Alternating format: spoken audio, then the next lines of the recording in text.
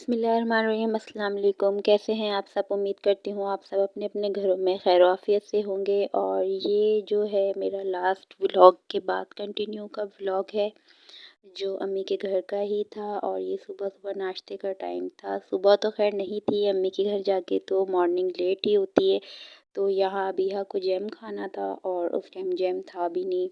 तो फिर अम्मी जो है इसके लिए अबीहा के लिए लेकर आई थी जैम छोटा सा, क्योंकि ज़्यादा जैम कोई खाता नहीं है। अबीहा ने शौक में मंगवा तो लिया था, लेकिन इसमें से उसने थोड़ा सा ही खाया था, क्योंकि हम लोग की डेली रूटीन में ज़्यादातर ये वाला नाश्ता होता है जो आप लोग देखते हैं अक्सर मेरे व्लॉग्स में। और बच्चों को मैंने इसी की आदत डाली हुई है। तो मुझे बड़ा प्यारा लगा था ये छोटा सा पैकेट, मिनी पैकेट था जैम का। और उसके बाद मैं बच्चों को यहाँ पे नाश्ता करवा रही थी। अम्मी के घर नानी अम्मी भी आई हुई थी, तो इसलिए हम सब मिल के नाश्ता कर रहे थे। और मुझे इतना अच्छा लग रहा था कि अम्मी के घर के अंदर हर जगह से धूप आ रही होती है। और मुझे बहुत पसंद है, क्योंकि इसमें बहुत से जरासीम जो होते हैं घर के, वो मर जाते हैं। तो इसलिए मुझे बहुत अच्छा लगता है कि धूप घर में आनी चाहिए। मेरी ये कोशिश होती है कि हर रूम में आए, हर जगह जो है वो धूप का आना बहुत ज़रूरी होता है। और यहाँ मैं जो है बच्चों के लिए नाश्ता तैयार करा था।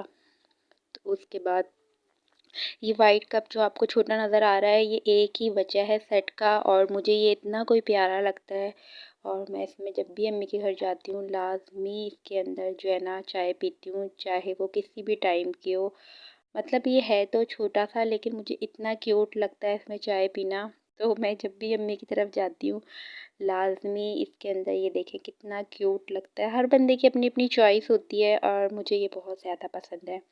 और यहाँ ये अभी आपको प्लेट हिलती भी नज़र आई थी। तो मैं अपनी सिस्टर के कमरे में ब्रेकफास्ट लेके गई थी, नाश्ता अपना। तो वहाँ उसने एकदम, उसका हाथ लगा था इतनी ज़ोर से, वो नींद में थी। तो मैं उसके साथ ही जाके बैठ गई थी। और सिस्टर मेरी आई हुई थी मुझसे छोटी वाली। तो बच्चे बहुत इंजॉय कर रहे थे अम्मी के घर। जब सारे ज़ाहिर कज़न्स जमा हो जाते हैं तो मुझे अपना वक्त याद आ गया था। हम भी छोटे छोटे ऐसे ही होते हैं। और अम्मी के घर जाओ और वहाँ अपनी सारी विशेष पूरी ना करवाओ, ऐसा तो हो नहीं सकता। तो यहाँ मैं, अम्मी जो है लाइट गई हुई थी और अम्मी से मैं बनवा रही थी गुड़ की रोटी। बनती है ये बाजरे की रोटी है, और उसको गुड़ के अंदर मैश करके लड्डू बनाते हैं। इसमें काफ़ी ज़्यादा मेहनत होती है। सबसे पहले इसका आटा गूँध के और उसकी रोटियां बनानी होती हैं विदाउट ऑयल। तो ये बिल्कुल हल्की आंच पे बनते हैं।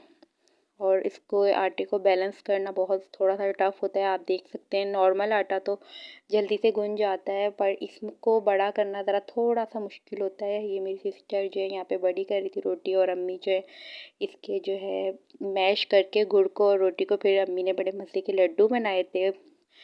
यहाँ जो है मैं रायान की रखवाली करने में लगी हुई थी और उसको देख रही थी, क्योंकि हमने जाना था घर। और उसके बाद इस क्लिप के बाद हम चले गए थे अपने घर, क्योंकि मेरे हस्बैंड एक दिन पहले रात में आ गए थे मुझे लेने के लिए। और फिर हम आ गए थे। अब के मैं अम्मी के घर बहुत थोड़े से टाइम के लिए रुकी थी, क्योंकि कज़न्स की शादी भी थी तो मैं चली गई थी, वरना छुट्टियों में मेरा जाना नहीं हुआ था। और अम्मी ने इस बार सारी मेरी चॉइसेस की चीज़ें बनाई थी। ये मैं घर आ चुकी थी और मैं साग सरसों का अपने घर लेकर आई थी अपने लिए। अम्मी की तरफ भी मैंने खाया था और घर पर भी मैं लेकर आई थी। मुझे साग बहुत बहुत ज़्यादा पसंद है, और मैंने अम्मी से स्पेशल ये बनवाया था। घर आते ही, ज़ाहिर है घर 3-4 दिन से मेरा गंदा हो रहा था, तो फिर मैंने आते ही सबसे पहले बेड कवर चेंज किया। और यहाँ रायान खूब मस्तियाँ कर रहे थे मेरे साथ। और मैंने सर्दियों की जो ये चादर मैं हर साल बिछाती हूँ, ये काफ़ी ज़्यादा मोटी है। और अभी आप इसका स्टफ़ भी देखिएगा, बड़ा अच्छा है। तो ये मैंने धोबी से धुलवा के रख दी थी। 2 से 3 मंथ में ये बिछा के रखती हूँ सर्दियों में। इसके ऊपर बेड कवर सिंपल डे में डाल देते हैं और रात को सोते वक्त इसको हटा देती हैं। देखिए कितना अच्छा इसका मोटा स्टफ़ है। और ये देखने में तो थोड़ी थिक लग रही है, लेकिन ये बिल्कुल ऐसी है जैसे ब्लैंकेट, इतनी अच्छी और मोटी वाली चादर है।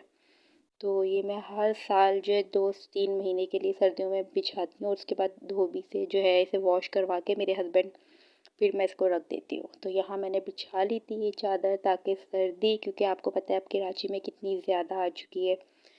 और यहाँ आप देख सकते हैं ये मुझे इतनी खुशी हो रही थी, मतलब इसका जो है ना स्टफ़ ही इतने मज़े का सॉफ्ट है तो मैं इसको ना बार-बार चेक कर रही थी और रेहान मेरे साथ इतना एन्जॉय कर रहा था कि मम्मा यहाँ पे क्या कर रही हैं। और मैं इसके पूरे क्लिप जो है ना शूट कर रही थी ताकि मैं आप लोगों के साथ शेयर कर सकूँ ये।